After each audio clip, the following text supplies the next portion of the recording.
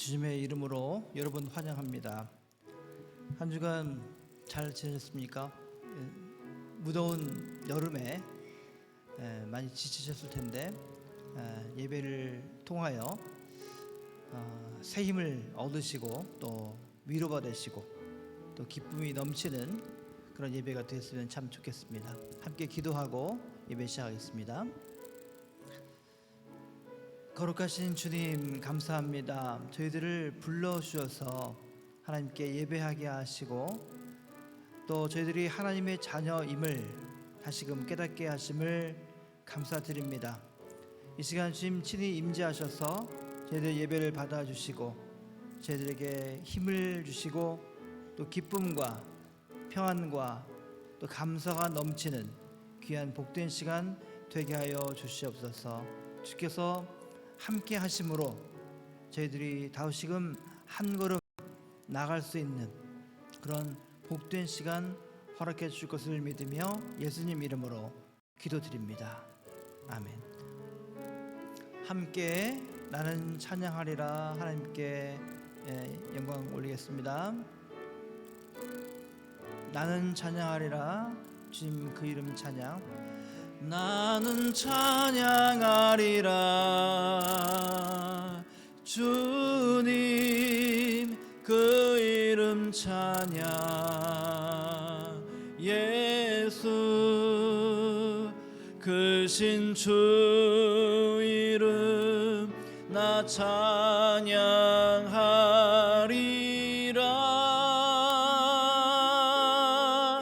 나는 찬양하리라. 주님 그 이름 찬양.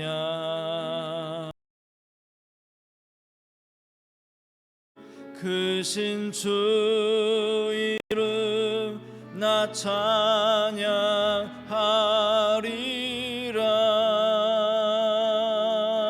나는 영광 돌리리. 주님 영광의 이름.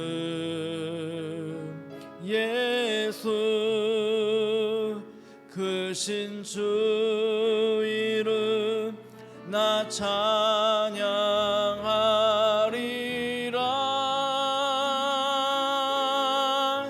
나는 영광 돌리리. 주님 영광의 이름. 예수 크신 주 이름 나 찬양하리라. 주님 큰 영광 받으소. 주님 큰 영광 받으소서. 홀로 찬양 받으소서. 모든 이름 위에 뛰어난 그 이름. 온 땅과 하늘이 다 찬양해. 겸손하게 우리 무릎 꿇고 주 이름 앞에 영광 돌리세. 모두 절하세. 독생자 예수 주님께 찬양 드리리. 모든 영광과 존귀와 능력 받으소서. 받으소서. 영광과 존귀와 능력 받으소서. 받으소서. 그리스도 살아계신 하나님. 모든 영광과 존귀와 능력 받으소서. 받으소서. 받으소서.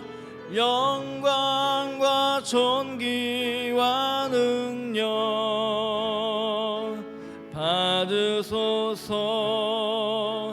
받으소서. 그리스도 살아계신 하나님.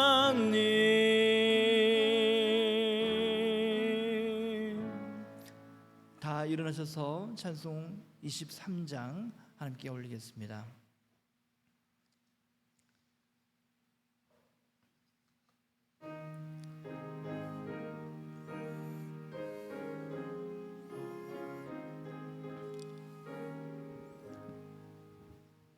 만입이 내게 있으면 그 입 다가지고 내 구주 주신 은총을 늘 찬송하겠네. 내 은혜로신 하나님 날 도와주시고 그 크신 영광 널리 펴 달게 하소서. 내 주의 귀한 이름이 날 위로하시고 이 귀의 음악 같으니 참 희락되도다. 내 죄의 권세 깨뜨려 그 결박 푸시고 이 주한 마음을 비로소 호정케 하셨네.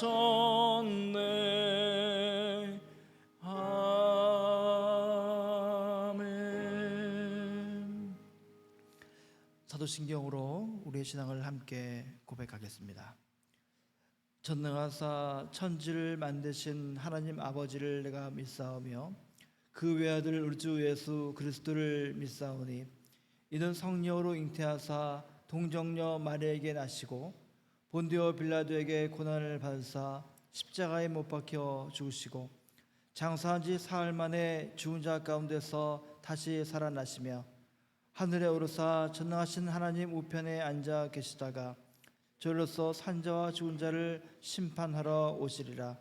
성령을 믿사오며 거룩한 공예와 성도가 서로 교통하는 것과 죄를 사하여 주시는 것과 몸이 다시 사는 것과 영원히 사는 것을 믿사옵나이다. 아멘. 다 자리에 앉으시겠습니다. 함께 기도하겠습니다.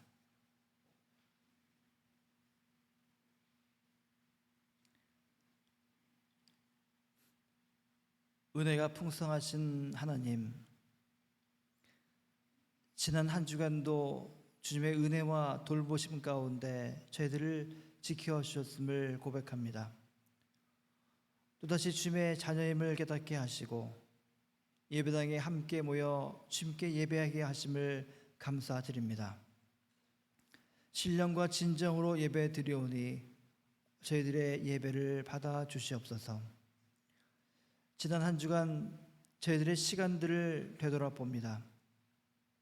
주님의 자녀 삼아주시고 날마다 임마누엘로 동행해 주셨지만 저희들의 생각과 말과 행동은 사랑 없는 자들의 모습이었고 믿음과 소망이 없는 사람들의 모습이었습니다. 세상 사람들과 다를 바 없이 자기의 이익만을 탐했고 소망 없는 눈으로 낭망하며 지냈습니다. 폭력과 죽음이 난무하는 세상을 이미 십자가 보혈로 승리하신 예수를 믿고 따르면서도 여전히 두려움에 떠는 제자들처럼 저희 또한 폭력과 죽음 앞에 웅크리는 저희들의 모습이었습니다. 주님, 저희들의 믿음 없음을 불쌍히 여겨 주옵소서. 주님의 말씀을 주야로 묵상하며 성령 하나님의 돌보심을 깨달아 예수 그리스도의 발자취를 따라 세상에 사랑을 증거하고 믿음과 소망을 드러내는 그리스도인의 참모습을 나타내게 도와주시옵소서. 우리 교회 믿음 식구들 위해 기도합니다. 육신의 연약함을 인하여 고통과 절망 가운데 있는 형제 자매들 있습니다. 이들의 아픔을 외면치 마시고 늘 임마누엘로 동행해 주셨던 것처럼 속히 회복시켜 주시고 새 힘을 허락해 주시옵소서. 오늘도 예배를 위하여 애쓰는 손길들 있습니다. 친교를 위하여 봉사하는 손길들 있습니다. 이들의 희생과 봉사를 통하여 주님 영광 받아 주시옵소서. 하늘의 큰 복으로 갚아 주시옵소서. 주님의 말씀을 증거하기 위하여 부족한 종을 단위에 세우십니다. 능력을 더해 주시고 그리스도의 옷으로 덧입혀 주시사 복음을 전하는 자나 듣는 자 모두 주님의 사랑과 은혜를 깨닫게 하시고 날마다의 삶 속에서 예수 그리스도의 향기를 나타낼 수 있도록 주님 도와주시옵소서.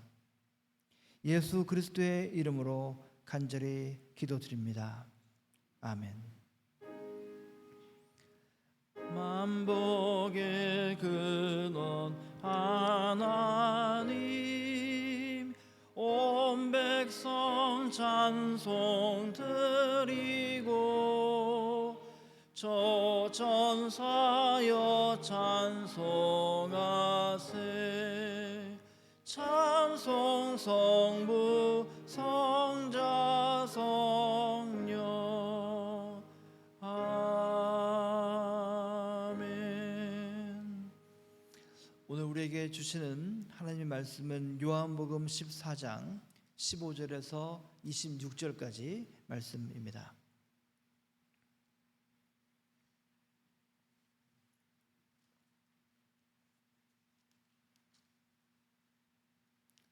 요한복음 14장 15절에서 26절까지 말씀입니다. 서로 교독하겠습니다.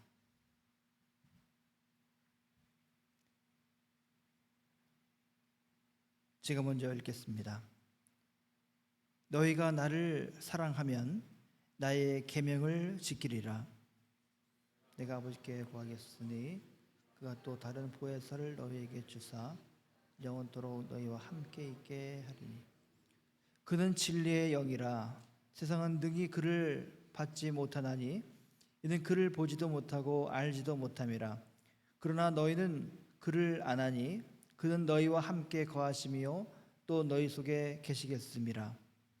내가 너희에게 구하와 같이 버리지 아니하고 너희에게로 오리라. 조금 있으면 세상은 나를 다시 보지 못할 것이로되 너희는 나를 보리니 이는 내가 살아있고 너희도 살아있겠음이라. 그날에는 내가 아버지 안에 너희가 내 안에 내가 너희 안에 있는 것을 너희가 알리라. 나의 계명을 지키는 자라야 나를 사랑하는 자니 나를 사랑하는 자는 내 아버지께 사랑을 받을 것이요 나도 그를 사랑하여 그에게 나를 나타내리라. 가룟 아닌 유다가 이르되 주여 어찌하여 자기를 우리에게는 나타내시고 세상에는 나타내시니까. 예수께서 대답하여 이르시되 사람이 나를 사랑하면 내 말을 지키리니 내 아버지께서 그를 사랑하실 것이요 우리가 그에게 가서 거처를 그와 함께 하리라. 나를 사랑하지 아니하는 자는 내 말을 지키지 아니하나니 너희가 듣는 말은 내 말이 아니요 나를 보내신 아버지의 말씀이니라. 내가 아직 너희와 함께 있어서 이 말을 너희에게 하였거니와 보혜사 곧 아버지께서 내 이름으로 보내실 성령 그가 너에게 모든 것을 가르치고 내가 너에게 말한 모든 것을 생각나게 하리라.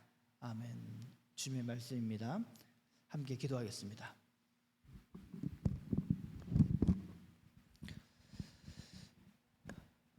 주님, 주님의 말씀을 저희들에게 주셨습니다. 말씀으로 오시는 주님을 저희들이 모두 만나게 하시고 경청케 하시며 저희들의 심령의 밭에 온전히 심겨져서 싹이 트고 열매 맺는 복된 시간 되게 하여 주시옵소서. 예수님 이름으로 기도드립니다. 아멘. 주님의 은혜와 평강과 위로가 이 시간 우리와 함께하기를 간절히 소망합니다. 오늘 우리에게 주시는 이 말씀은 보혜사 성령 하나님에 대해서 설명하고 있습니다. 성령의 약속에 대한 예수님의 설명이 지금 이어지고 있습니다.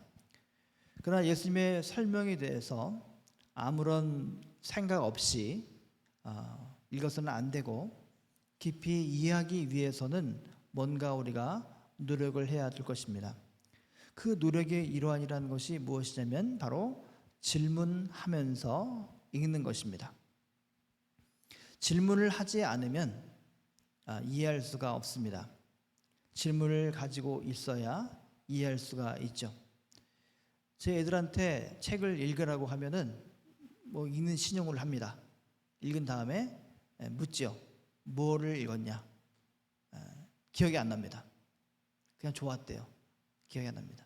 그것은 읽으나 마나 하는 것입니다. 책을 읽는 것은, 글을 읽는 것은 노동입니다. 굉장한 에너지를 소요하는 것이죠. 열심히 책을 읽었는데 아무런 질문이 생기지 않는 것은 시간 낭비입니다. 일부러 시간 낭비하러 책을 읽을 수도 있겠지만은 아무런 질문이 생기지 않았다는 것은 아무것도 이해하지 못했다는 말과 같은 말입니다. 성경은 수많은 이야기로 가득합니다. 그리고 질문으로 가득합니다. 인간의 질문과 하나님의 답변이 가득한 하나님의 말씀이 바로 성경인 것입니다. 오늘 우리는 진리이신 그 예수님을 만나기 위해서 교회에 온 것입니다. 어떤 사람들은 사람 만나러 오기도 하고요, 밥을 먹으러 오기도 하지요. 그러나 그는 초신자들이 하는 것이고, 보통의 우리 모습들은 예수님 만나러, 하나님 만나러 교회를 옵니다.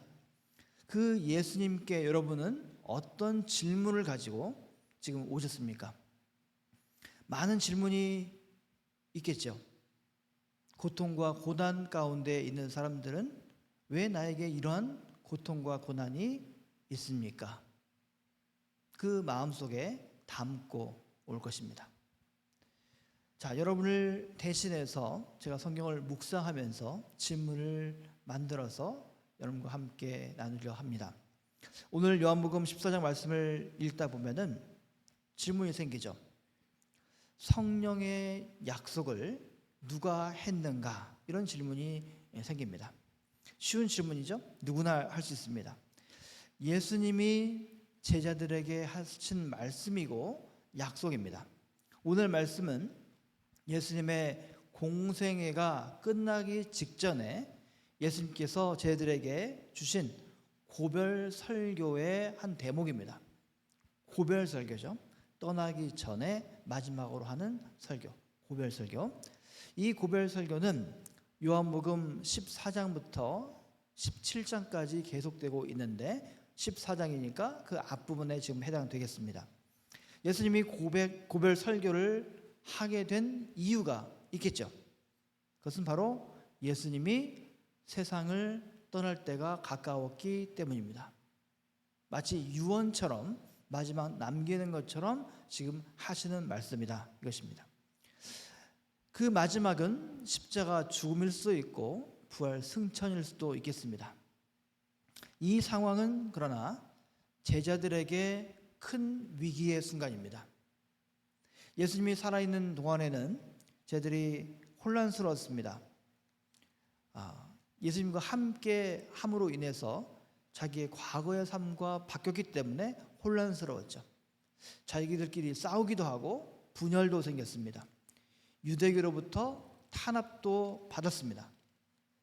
이런 마당에 예수님께서 지금 떠나신다고 하는 겁니다. 쟤들은 이제 떠나면 그만이 아니라 더욱더 공황 상태가 빠지게 되겠죠. 여러분 생각해 보십시오.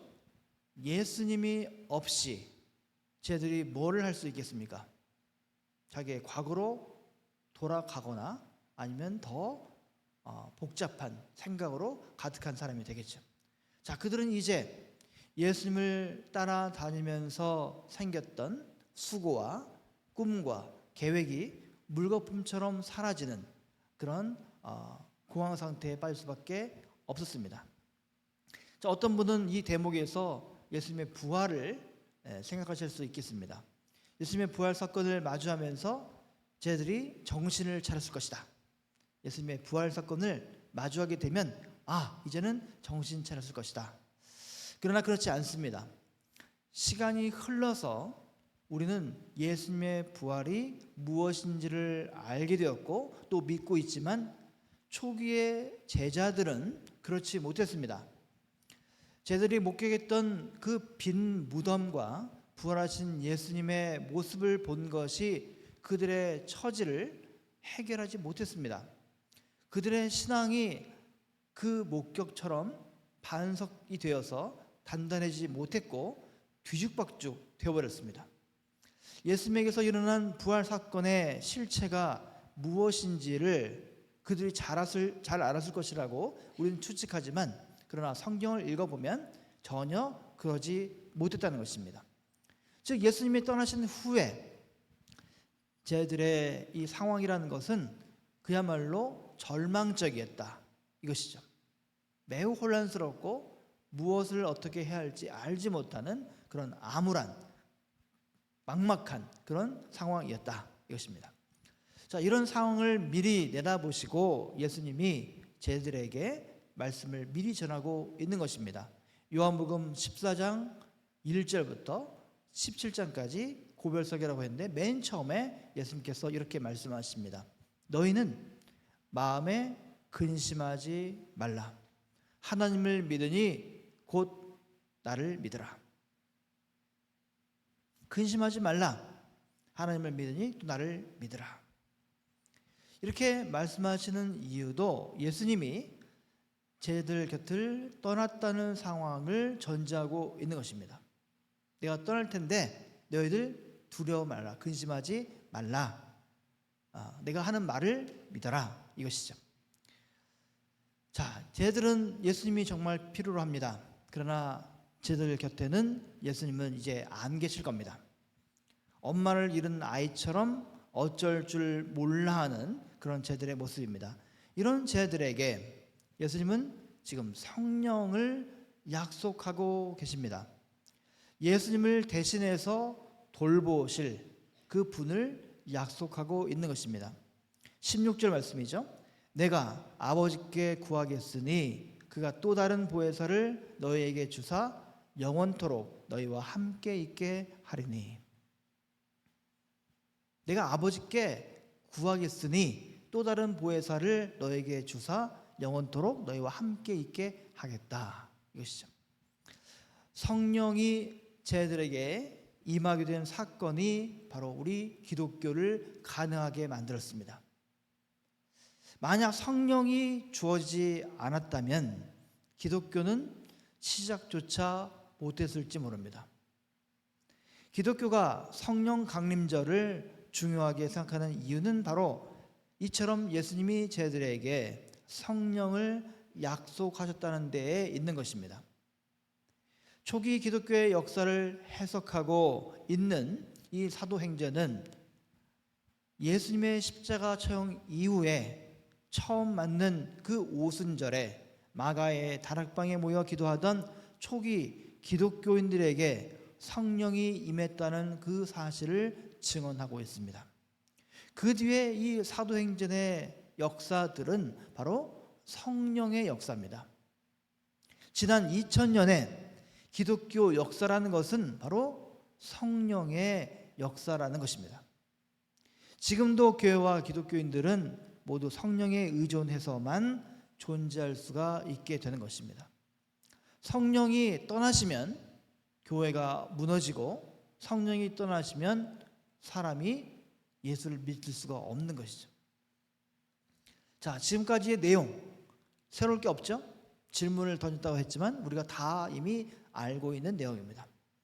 자, 처음 질문이 뭐였죠? 누가 성령의 약속을 주었는가? 바로 예수님이 그렇게 하셨겠죠. 자, 두 번째 질문으로 넘어가면 무엇인가? 우리 교회와 기독교인들은 성령에 의존해야만 존재할 수 있다 말씀드렸는데, 그렇다면 이 성령이 누구인가? 성령이 누구인가? 이런 질문이 생기는 것이죠. 도대체 누구길래 예수님께서 성령을 약속하고, 누구일래 우리가 그분을 의존하면서 교회가 유지되고 내 신앙이 유지되고 있는가? 자, 우선 성령이 누구인지에 대한 성경의 설명을 듣는 게 중요하겠죠. 17절에 있습니다. 성령은 무엇이냐? 진리의 영이라고 했습니다. 푸니마테스 알레테이아스, 진리의 영. 영을 푸니마로 표현한 것이죠. 푸니마는 영 또는 바람이라고 헬라어를 썼습니다. 영과 바람이다. 숨이죠.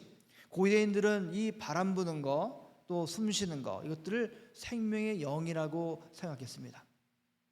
추운 겨울에 모든 것이 얼음으로 다 뒤덮여 있고 다 죽어 있는 것처럼 보이는데, 봄바람이 따스하게 불기 시작하면 얼음이 녹고 싹이 트고 다시 생명이 살아나는 모습을 본 것입니다.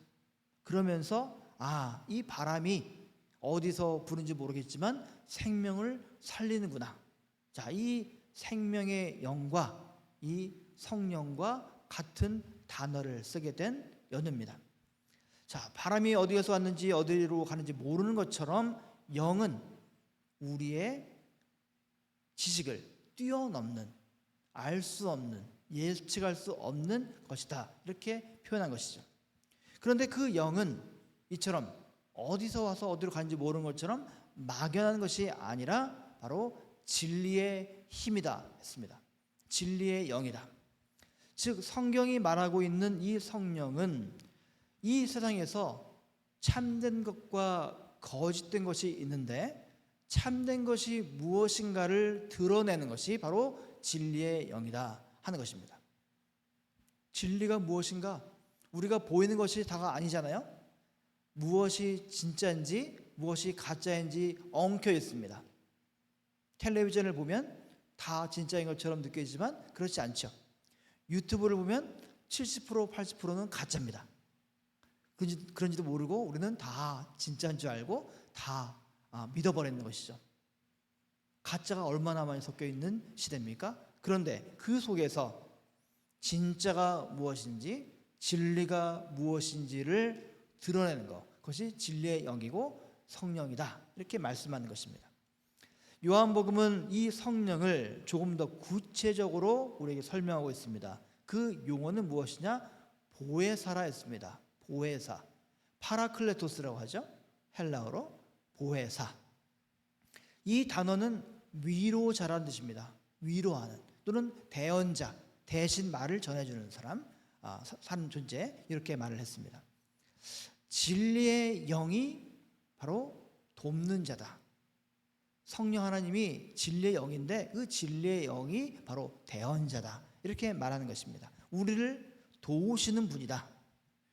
이런 설명도 마음에 안 닿고 좀 이해가 안 가신다고 생각하시는 분들, 굉장히 솔직하신 분입니다. 맞는 자연스러운 겁니다. 많이 들어서 다 알고 있다 하시는 분도 있겠지만 많은 분이 잘 이해가 안 갈 수 있습니다. 자, 다시 말씀드리지만은 질문을 정확하게 해야 성경의 말씀이 제대로 깊이 있게 와 닿습니다. 예수님의 고별 설교라는 것도 예수님께서 뜬금없이 그냥 던진 게 아니라 기본적으로는 제자들이 질문하는 것에 대한 답변입니다. 베드로가 요한복음 13장 36절에서 예수님께 묻죠. 주여, 어디로 가시나이까? 우리와 지금 함께 하는데 갑자기 떠나신다고 하니까 주여, 어디로 가시나이까?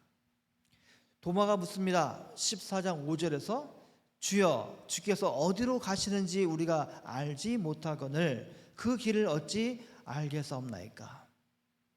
어디로 가십니까? 어디로 가는지 모르겠는데 우리가 그 길을 어떻게 알겠습니까? 자, 22절 오늘 본문에서 가룟 아닌 유다라고 했습니다. 예수님 진짜 유다가 두 명이잖아요. 다른 유다가 질문하죠. 주여 어찌하여 자기를 우리에게는 나타내시고 세상에는 아니하려 하시나이까.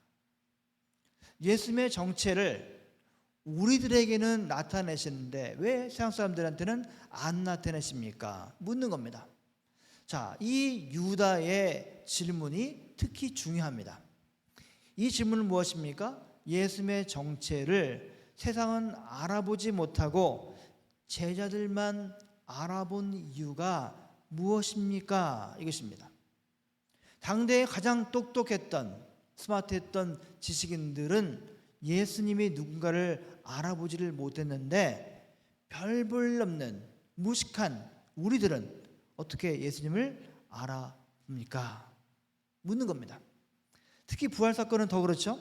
그렇게 중요한 기독교의 사건이라고 한다면 당시의 모든 사람들에게 알려서 예수님께서 하나님의 아들이심을 드러내면 되잖아요.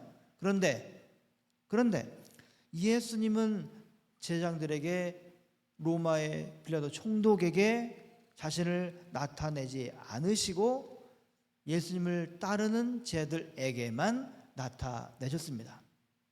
좀 이상하죠? 우리의 상식으로는 지식으로는 좀 이해가 안 가는 대목이죠.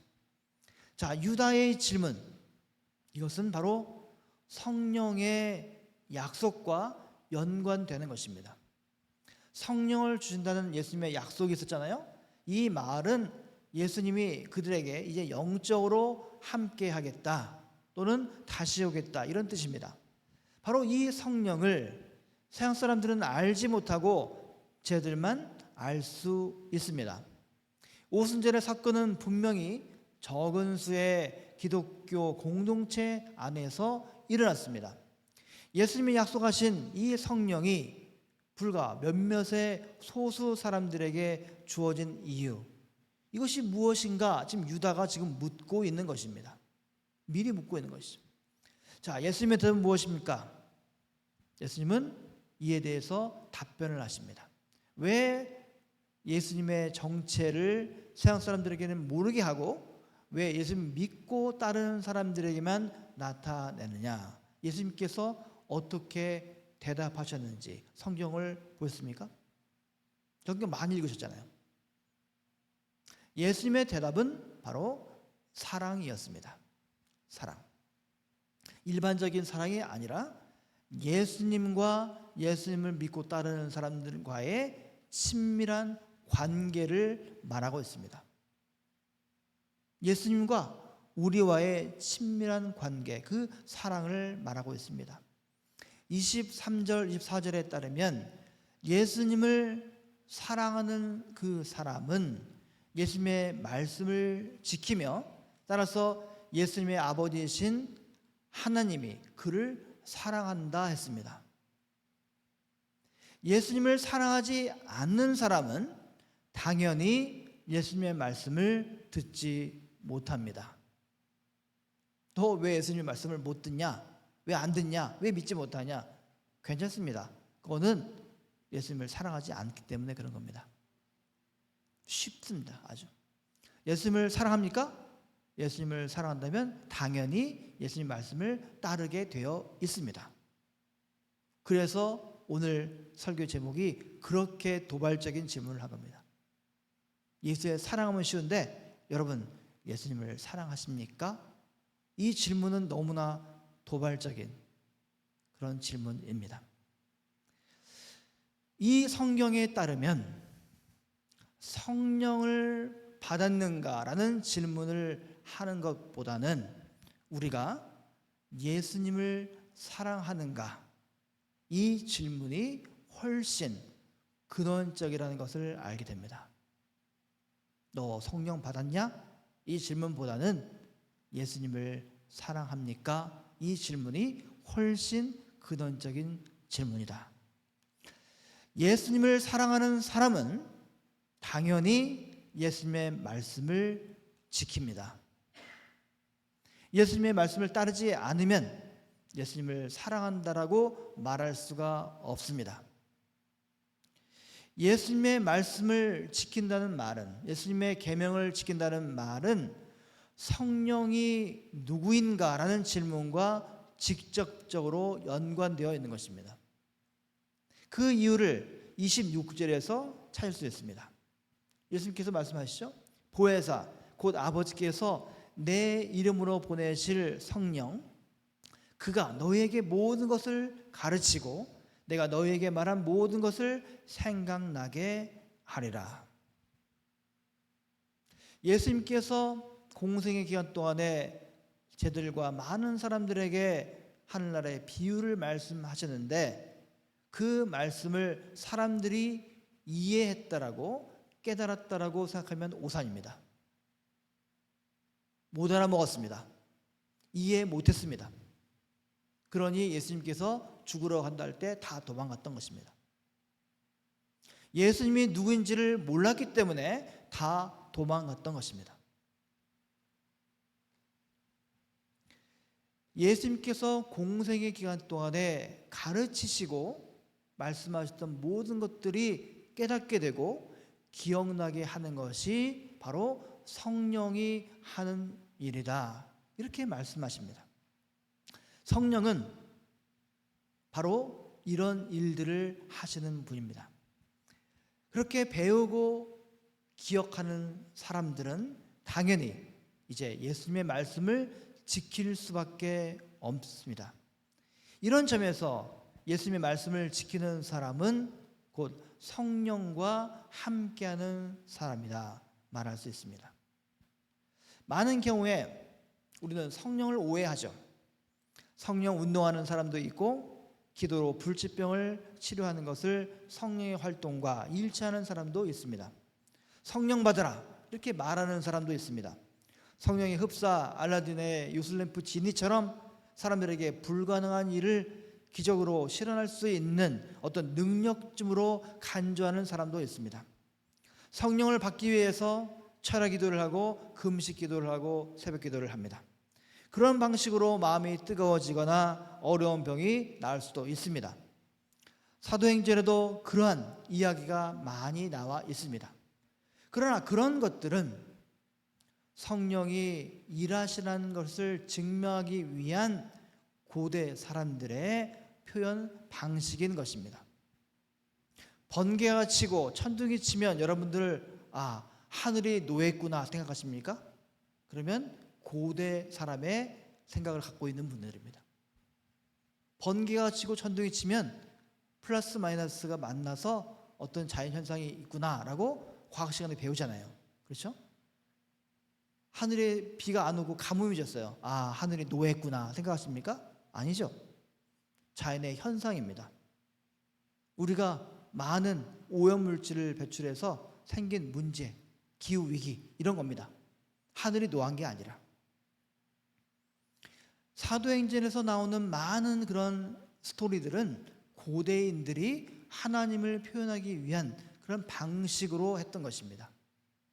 하나님의 활동을 안 하셨던 얘기가 아니라 하나님께서 일하셨는데 그것을 표현할 길이 없어서 그렇게 표현했던 것입니다. 오히려 사도 바울은 성령은 그런 것과 같지 않다라고 말씀합니다. 생명의 영이라고 말씀하시죠. 그래서 갈라디아서 5장 22절 23절에서 성령의 열매는 바로 이런 것이다.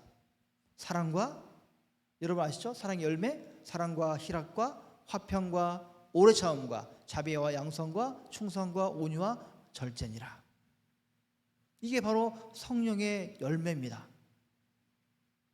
병 고치는 것이 성령의 열매가 아니라. 특히 오늘 본문에 따르면 성령이 하는 역할, 이것은 핵심적으로 무엇이냐? 예수님께서 말씀하실 때 그것을 깨닫게 하시고 또 기억나게 하는 것, 이것이 바로 성령의 역할이다 했습니다. 여러분들 예수님의 말씀이 기억나십니까? 주일 말고 월요일날, 화요일날, 수요일날 예수님의 말씀이 기억나십니까? 설교를 들을 때, 성경 공부를 할 때, 혼자 말씀을 읽을 때, 혼자 설거지를 할 때, 청소를 할 때, 직장에서 일할 때, 퇴근할 때 갑자기 예수님의 말씀이 기억나십니까? 그런 경험이 여러분들은 다 있으십니다. 그렇다면 여러분들은 성령과 함께하는 사람들이시고 예수님을 사랑하는 제자들인 것입니다. 더 정확하게 말씀을 드리면 그런 방식으로 성령은 우리와 함께 하시는 겁니다. 그러나 문제는 우리에게 그런 경험이 매일매일 일어나는 것이 아니라는 것입니다.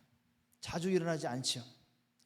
첫사랑에 빠진 사람들은 상대방을 알기 위해서 모든 노력을 기울이죠. 그 사람이 무엇을 좋아하는지, 무엇을 싫어하는지, 어떤 음식을 좋아하는지, 어떤 영화를 좋아하는지, 내가 어떤 행동을 하는 것이 그 사람에게 받아되는지, 그것들을 다 하나하나 기억해 내죠.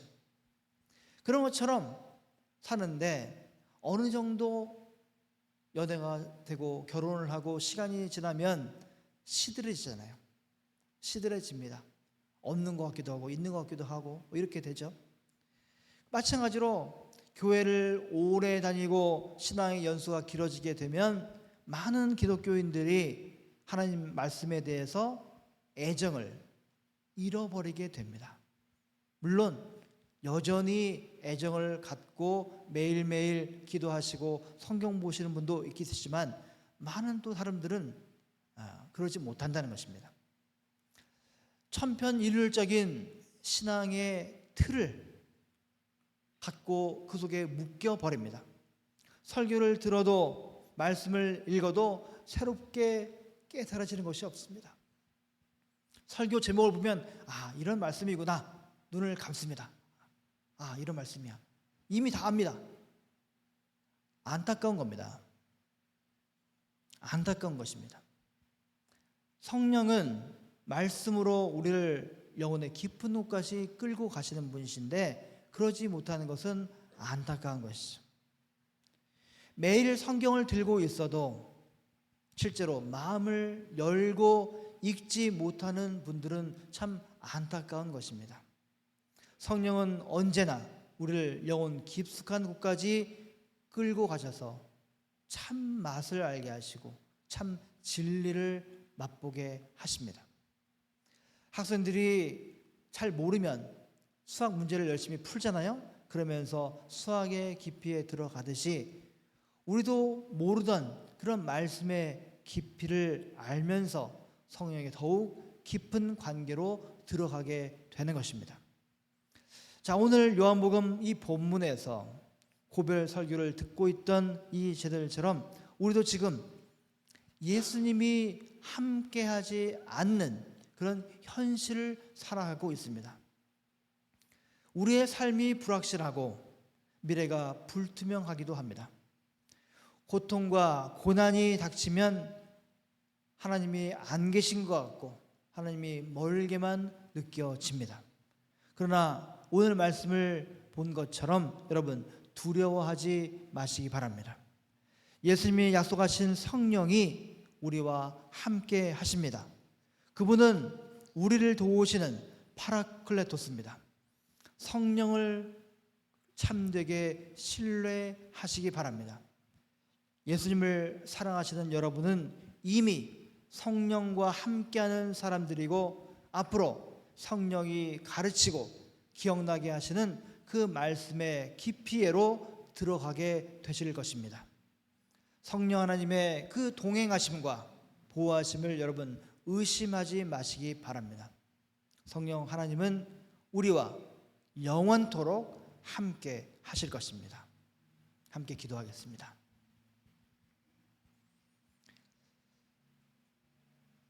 주님, 저희들의 신앙이 더욱 깊어지고 더 넓어지고 더 높아져야 되건만 자꾸 이 날씨처럼 메말라 가고 자꾸 식어가는 저희들의 모습일 때가 많습니다. 주님, 저희들의 이 현실을 불쌍히 여겨 주셔서 성령 하나님께서 늘 우리와 함께 하시고 돌보고 계시고 또 이끌고 계심을 저희들이 잊지 않게 도와주시옵소서. 우리의 믿음의 식구들 한 사람 한 사람, 특별히 병환 중에 있는 우리 형제 자매들, 죽음을 두려워하지 않게 하시고 주께서 늘 함께 하심으로 주님과 날마다 대화하며 인생의 진의를, 그 깊이를 깨달아 알아가는 복된 시간 보낼 수 있도록 도와주시옵소서. 예수님 이름으로 기도드립니다. 아멘. 찬송 197장 함께 부르시면서 봉헌하시겠습니다.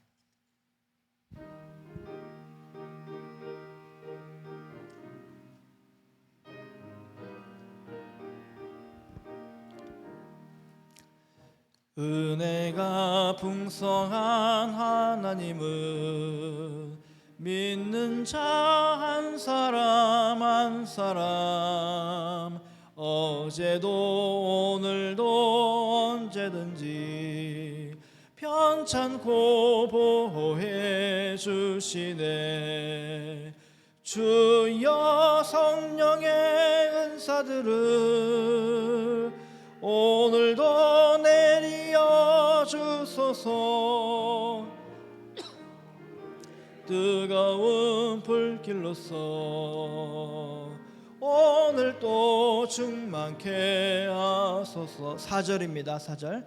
주님의 깊으신 은혜만을 세상에 널리 전하리니 하늘의 능력과 권세로서 오늘 또 입혀주옵소서.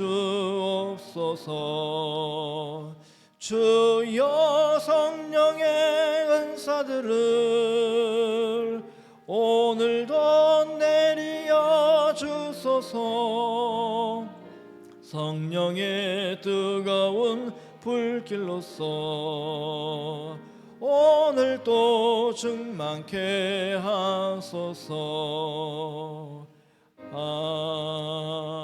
아멘. 주님 감사합니다. 한 주간도 주님의 은혜로, 주님의 인도하심으로, 주님의 동행하심으로 살아왔음을 고백합니다. 이 시간 주님께 감사하는 마음으로 이 예배 자리에 나왔습니다. 저희들의 처음 것과 감사의 예물을 주님께 올려드립니다. 이 헌물이 쓰이는 곳마다 주님의 사랑과 영광이 드러나게 하시고 저희들의 빈궁한 삶을 돌아보시사 하늘의 복으로 채워주시고 날마다 필요한 양식으로 채워주시옵소서. 또한 감사의 입술이 되는 우리 모두가 되게 하여 주시옵소서. 예수님 이름으로 기도드립니다. 아멘. 교회 소식 함께 보겠습니다. 오늘 예배 끝나고 친교할 텐데 친교 후에 예배당에서 재직회 하겠습니다. 1사분기, 2사분기 결산하는 시간 갖겠습니다. 그리고요 나머지 중에서 3번 보십시오. 3번 다음 주 운영위원회가 있는데 운영위원회에 멤버들이 있습니다. 매달 마지막 주 한 달에 한 번씩 운영위원회를 하기로 했습니다. 그리고 기도 제목 나눔을 지난주부터 주부에 실었는데 지속적으로 환우를 위해서 중보기도 부탁드립니다. 우리 이승근 권사님 주중에 그 회복되셨다가 또 악화되셨다가 반복을 하셨는데 지금 마지막을 준비하고 계십니다. 그래서 튜브를 지금 떼는 것으로 되게 긍정적으로 봤는데 자가 호흡을 못하셔서 그러나 떼는 것을 원하십니다. 그렇게 의사에게 밝히셨고 다만 지금 튜브를 넣고 계신 이유는 그동안 도와주셨던 분들 그리고 사랑하는 분들과 작별 인사를 하고 싶어서 그렇게 하고 계십니다. 그래서 혹시 만나고 싶으신 분들, 또 병문안 원하시는 분들은 주소에 나와 있는 것처럼 더 구체적인 내용들은 전화 우리 박재원 권사님한테 문의해 주시면은 그렇게 하겠습니다. 참 중보 기도를 우리가 열심히 하지만 하나님의 뜻이, 하나님의 계획이 어디 있는지는 잘 모르겠습니다. 목사로서 할 말은 아닌지 모르겠지만 그러나 하나님의 긍휼을 우리가 구하고, 그리고 항상 사랑의 끈으로 서로 묶여있는 우리 가족이라고 생각합니다. 그래서 시간 되시는 분들은 한 번씩 방문하면 좋겠고요. 오늘 혹시 가실 분이 혹시 있을지 모르겠는데 2시에서 3시 사이는 클리닝하는 그런 시간이라고 합니다. 그래서 그 시간을 피해서 방문해 주셨으면 좋겠다, 이렇게 말씀을 하십니다. 우리 이승우 집사님의 남편분도 마찬가지고, 또 정지영 집사님의 어머니도 마찬가지입니다. 위독한 상황입니다. 그래서 이를 위해서 함께 기도해 주시면 고맙겠습니다. 자, 다 일어나셔서 함께 찬양하겠습니다.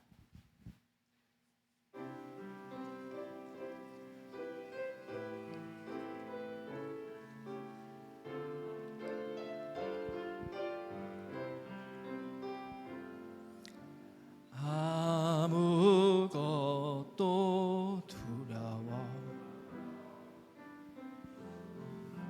하나님이 지켜주시네. 놀라지 마라, 겁내지 마라, 주님 나를 지켜주시네. 아무것도 두려워 말라, 아무것도 두려워 말라, 주 나의 하나님이 지켜주시네.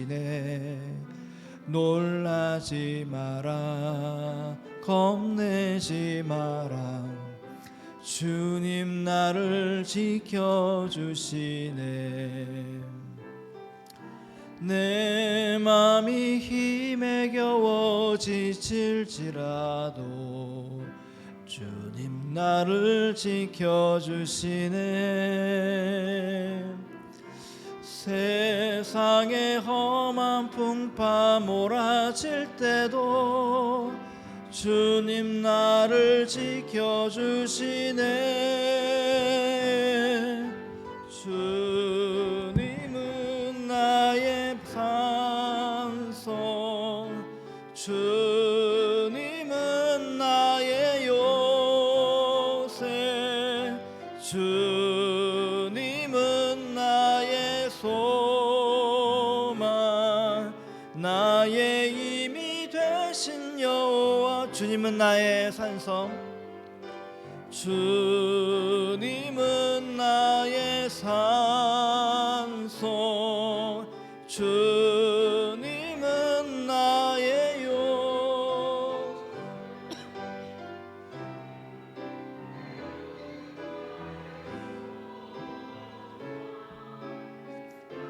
힘이 여호와.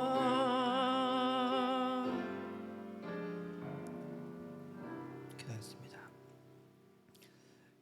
이제는 성자 예수 그리스도의 크신 은혜와 성부 하나님의 그 극진하신 사랑하심과 성령 하나님의 역사 교통 내주하심이 주의 사랑하는 우리 믿음 식구들 가운데, 그리고 이들의 가정과 기업과 일터와 미래 가운데 지금부터 영원토록 함께 하시기를 간절히 축원하옵나이다. 아멘.